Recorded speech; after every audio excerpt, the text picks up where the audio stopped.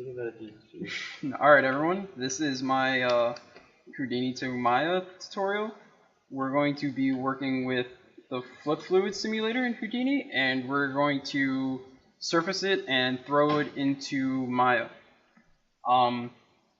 This here is just a quick little scene for little balls animating, and our goal is to have a splash effect from this tub onto these balls. Yeah, so I animated these balls beforehand. What we have to do is we have to export this geometry. So what we have to do, okay. So we don't want to export our entire scene here. So what we're going to do is we're going to export selection and select the FBX. The reason we do FBX is so that we can keep our animation geometry with us. If we don't, then, or if we do OBJ or Maya file, it won't bring into Houdini with the animations. So we'll save this. Plus geo.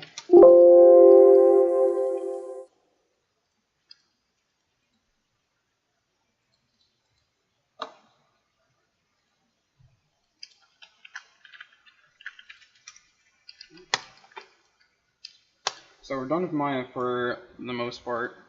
So in Houdini, we got to import our geo via import filmbox FBX, select our file, and we can leave all the stuff here because we don't have that extra lumbo.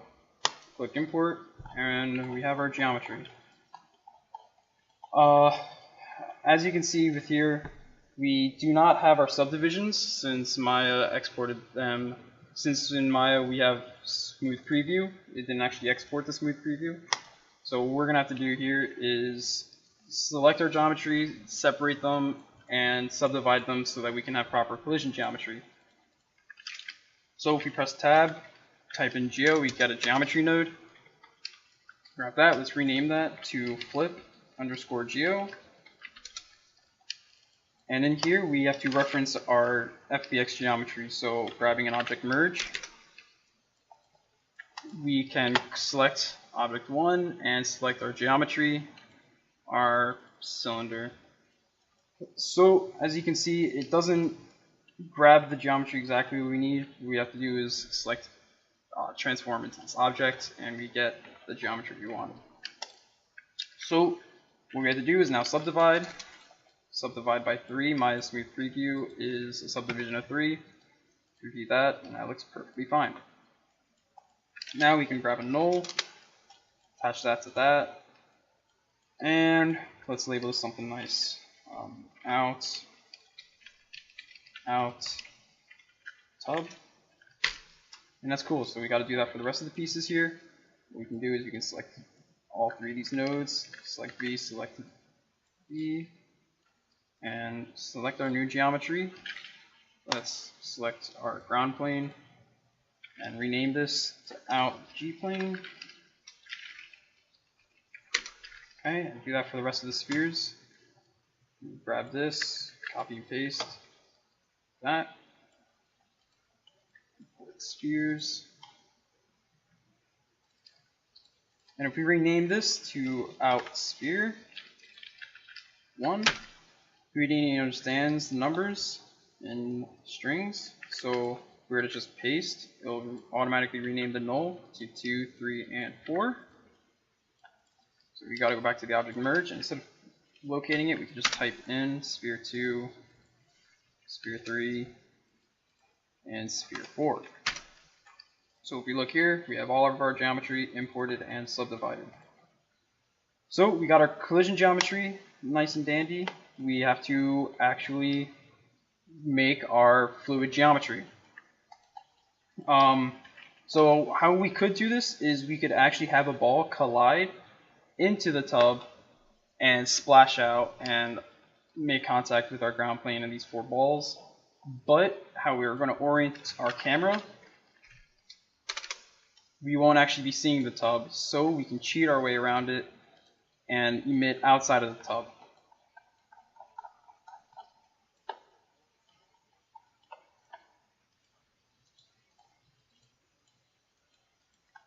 what we're going to do is make a plane or a grid, and we're going to move it outside of frame, and we're going to make a particle system emit particles into our scene and collide. That way we have much more control than allowing physics and having to fine-tune and finesse our physics with the splash from the tub, and it'll just be much easier to control. So we'll scale this down, make it a little wider, and move into position. We'll look back in our camera, move it out of frame, move it up a little bit, look out, and rotate.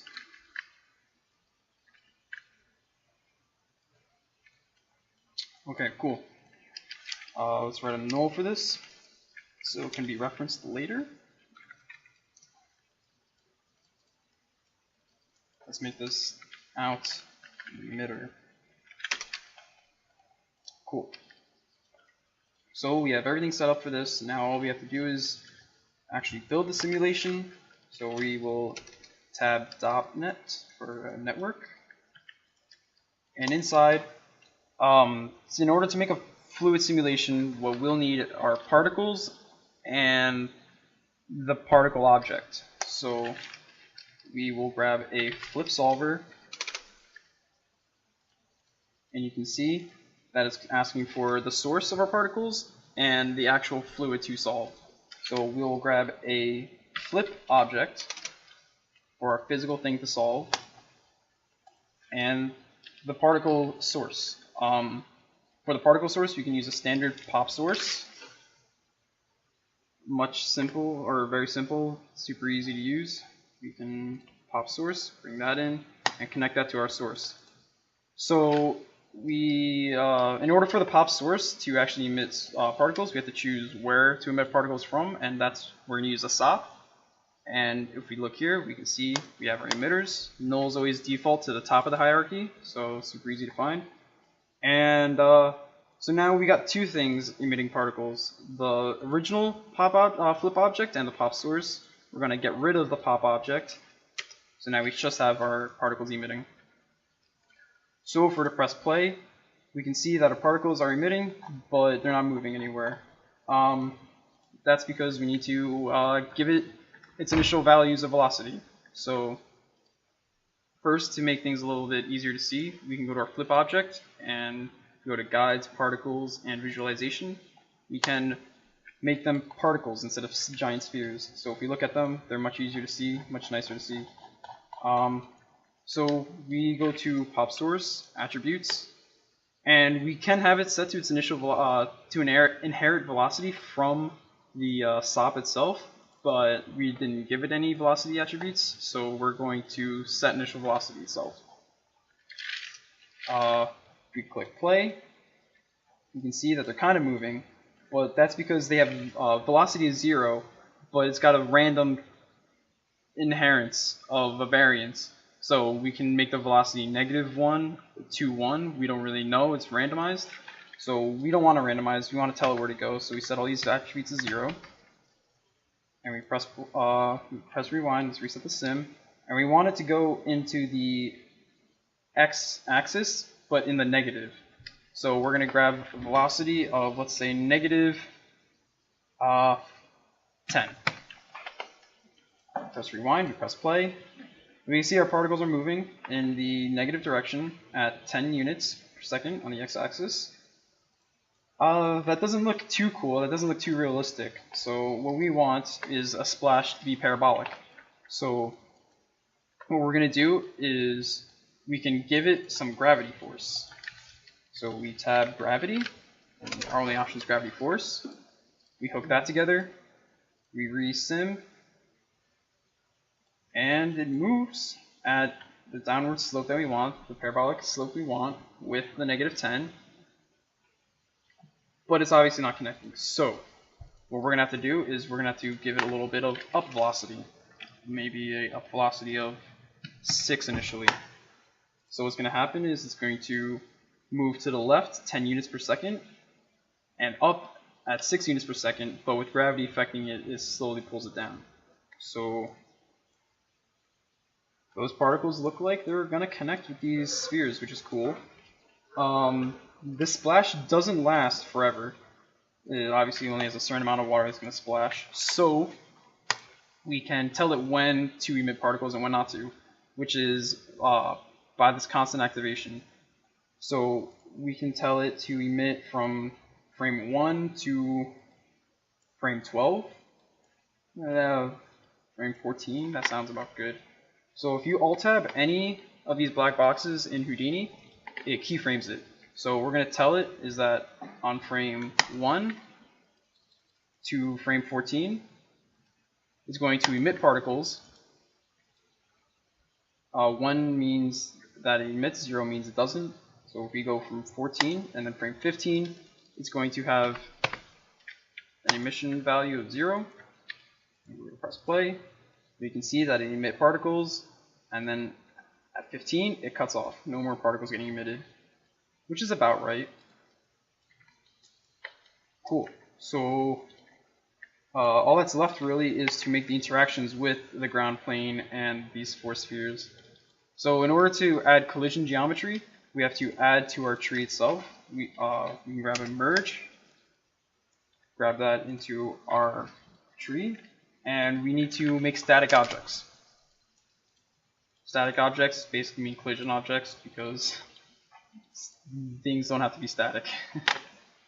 So in our static object, we can go to SOP path, and we want to choose the SOPs that we made before for the nulls. So sphere 1, and then if you alt click drag from a node, you can duplicate them super easily. And what we're going to do is we're going to merge all these static objects together with 1, 2, 3, and 4 for each of the spheres. Sphere 2, sphere 3, and sphere 4. Cool. And lastly, the ground plane. So I'll drag one more and get the ground plane. Now if we're to play, we can see that, oh, my bad. What we need to do is, it doesn't move, the balls don't move. That's because we have to use the deforming geometry, which is the geometry that is moving. So now if we're to press play, it is affecting the animation. So to understand how this fluid system is working, is that all these white particles are moving at high velocity, while these light blue particles are moving at a little bit slower velocity. So the faster the particles are moving, the more blue they're going to get to the point where they're white. And things that are slower are going to be a little more blue. And we can tell that these particles are colliding with the sphere because they are turning light blue. That means they get some kind of resistance. Okay, so if we were to look at this at full speed, they do make contact and they do hit with the floor, but the thing is that they're sliding forever. They have no friction on the water. So we can incorporate some friction by going to our flip object, going to physical, and we can see that there's 0 friction whatsoever. So what we can do is we can drag that all the way to 1. That way it's going to collide with the floor and stick to the floor. So we're going to let that sim out. Okay, so these particles are moving a little bit after they make contact with the floor. We can probably just bump up the friction, decrease the bounce forward, and we can bump up the friction to something like 3. We can resim that.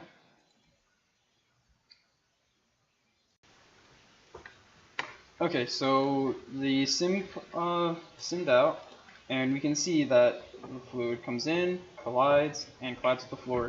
The particles do slide a little bit, but that's just because that's how fluids work. They roll on top of each other. So these particles only are interacting with the floor and not the surface. So as soon as they stop and roll off the particles they're on top of and make contact with the floor, they stop moving. Okay, so this looks super cool. I'm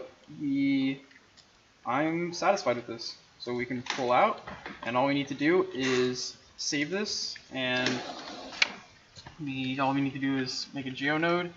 We're going to save this out as a surface, and then we can bring it into Maya.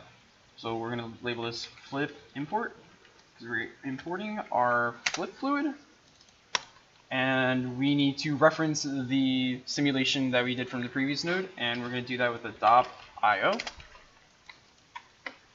There's two things we need to input here, and that is the .network and the .node. So the network we did was this .net, and the .node is the node that is the actual flip itself, which is this flip object. So we go flip .node, and we just look for our flip object 1. Cool. We see like the background, we see this extra stuff here that we don't want to see, so all we gotta do is hide all of these into here, and we got nothing.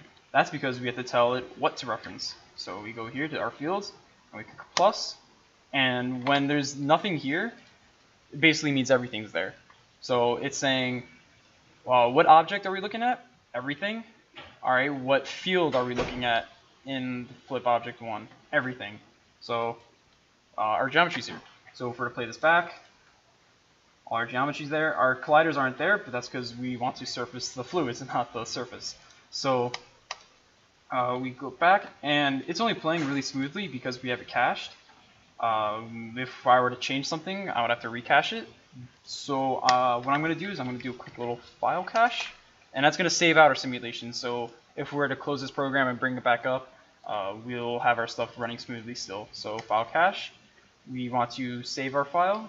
What we're going to do is we're going to copy this, because that's going to be the name of our file. $hit name is the name, which is untitled because I didn't save this. And the OS is going to be the file cache 1 because that's the name of the node. $F is the frame number. And bgeo.sc is saying basically that this is a simulation. So we're going here. I'm just going to save it on my desktop. I'm going to make a new folder, name it cache, and save it out, accept. Cool. And I'm only going to save this to frame 74. So I'm just going to go here and label it 74, but it's not going to work because it's actually saying the end of the frame, the last frame, which is 240. So what we're going to do is right click, delete channel, and tell it that not to make it the end of the frame. So we can input our own number, 74, and save the disk. Okay, since it's already cached out, it took no time to save, so we're going to click load from disk, and now no matter what we do, you can close out of the program, it'll still run just as smooth.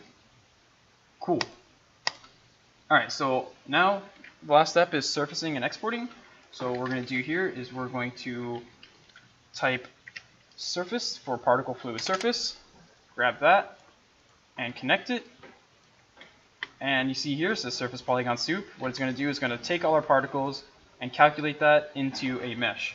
So if we're to go to frame 20, we have our particle fluid. So it kind of looks weird. It's not exactly what we want. And that's because we have to actually finesse our particles from the simulation.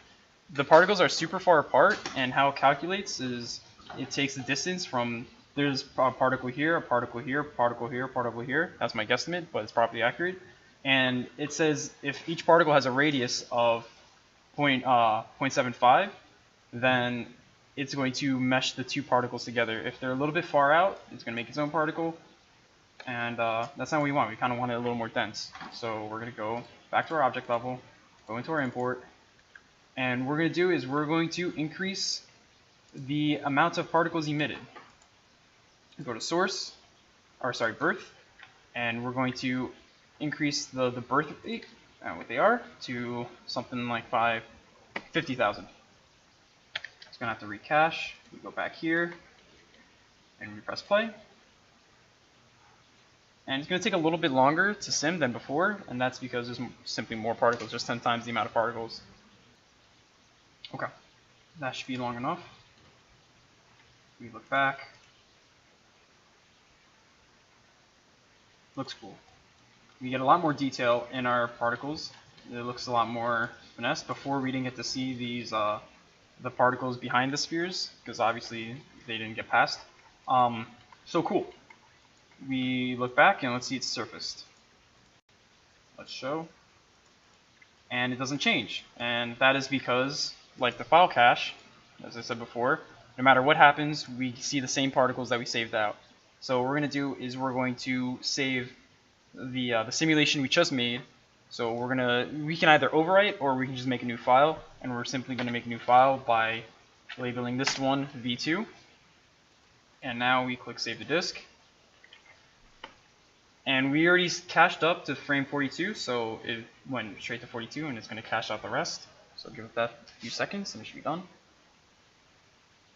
Cool. Our particles are done caching, and we save them out, and we're going to press play. Looks super cool. Alright, let's check back to our surfacing. Let's go to frame 24. See what that looks like. Looks a lot more detailed. Let's get a frame where it collides with the spheres. Let's see how that looks. Frame 39, probably do it. Cool. That's a lot of detail. It can be a lot more finessed, but that's at your own risk. It's going to take a lot more if we were to actually look at the file size. It's desktop. Sorry. So desktop, cache. We're at about a quarter of a gigabyte. I've easily ramped up to like 10 gigs for a fluid simulation. It does get a lot beefier. It gets a lot thicker as you put more particles in. But this is fine, I guess, for the time being. So we got what we want. Looks really cool. If we were to render this, let's just... No, we don't have to worry about rendering now, I guess. So we can just take this model, or this geometry we have here, and import it right into Maya. So how we're going to do that is we're just going to add...